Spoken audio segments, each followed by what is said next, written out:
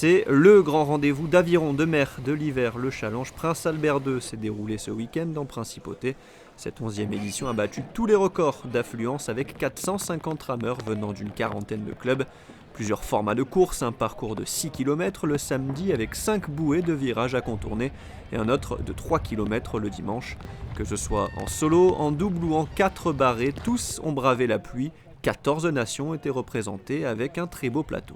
Nous avons les champions du monde d'aviron de mer de l'an dernier et nous avons aussi des rameurs olympiques, non pas des médaillés olympiques, mais des gens qui ont fait partie de l'équipe de France, qui ont fait partie de l'équipe d'Italie. Donc nous avons un très bon niveau d'aviron de rivière qui vient en aviron de mer.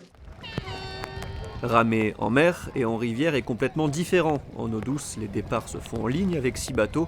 En mer, 16 bateaux sont au départ et le parcours n'est pas linéaire puisqu'il faut contourner des bouées.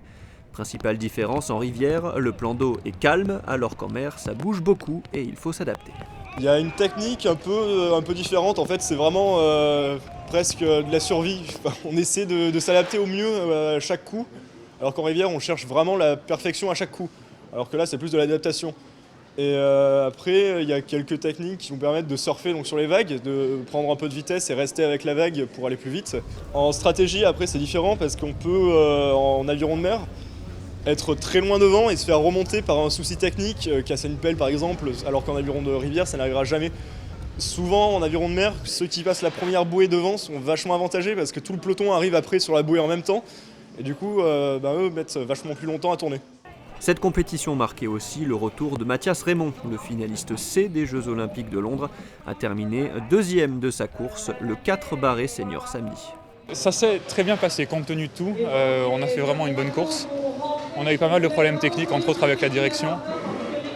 Après c'est l'aviron de mer, c'est le lot de tous les concurrents de jouer avec les vagues, avec le vent, donc on a fait avec les conditions qui n'étaient pas si faciles que ça. Après on a eu des problèmes comme je le disais avec notre bateau. C'est la première fois qu'on ramène dans notre composition actuelle. On a eu 2 nouveaux membres au club, Maxime Maillet et William Adair, qui nous ont rejoints au mois de septembre. Donc c'est la première fois qu'on se retrouve tous les 4 ensemble.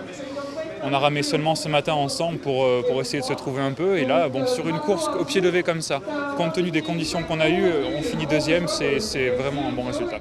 Mathias Raymond et le bateau monégasque ont pris leur revanche dimanche en remportant leur course devant les Ukrainiens, avec notamment le succès de Quentin Antonielli. En double, la Société nautique de Monaco remporte le classement par équipe devant Cassis et Westminster.